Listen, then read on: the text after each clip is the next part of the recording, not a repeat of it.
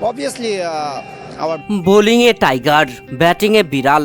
পাকিস্তানের কাছে 11 রানের লজ্জার হারে ফাইনাল থেকে ছিটকে যাবার পরে উপস্থাপকের করা প্রশ্নে একই বললেন বাংলাদেশের ভারপ্রাপ্ত অধিনায়ক জাকের আলী অনেক। এশিয়া কাপের ফাইনালে ওঠার সহজ সুযোগ, আর সেই সুযোগটাই হাতছাড়া বাংলাদেশের।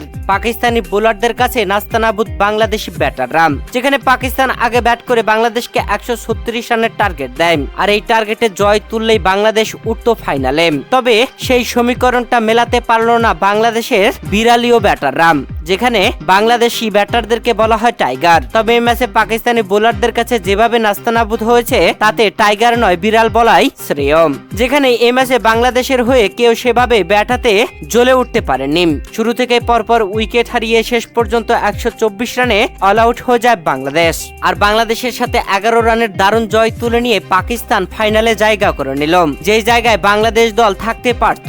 তবে ব্যাটিং ভরাডুবি কোনোভাবে মেনে নিতে পারছে না বাংলাদেশি সমর্থকেরা। কেউ কেউ তো গায়ে থাকা বাংলাদেশের জার্সি টেনে ছিঁড়ে ফেলেছেন, আর বাংলাদেশিদের দেখে পাকিস্তানিরা দিয়েছেন নাগিন ডান্স। পাকিস্তানের কাছে এমন লজ্জাজনক হারের পরে বাংলাদেশের ভারপ্রাপ্ত অধিনায়ক জাকের আলী অনেক ম্যাচ উপস্থাপকের করা প্রশ্নের উত্তরে বলেন, কিছুটা টাফনেস অধিনায়কত্ব আছে। আমি চেষ্টা করেছি সুযোগ নেওয়ার, মানিয়ে নিয়ে চেষ্টা করেছি উপভোগ করার। ব্যাট হাতে সাইফ টুর্নামেন্ট জুড়ে দারুণ করেছেন, তাকে আমরা সাপোর্ট দিতে পারিনি। বোলিং এ তাসকিন ফিজরাও ভালো করেছে।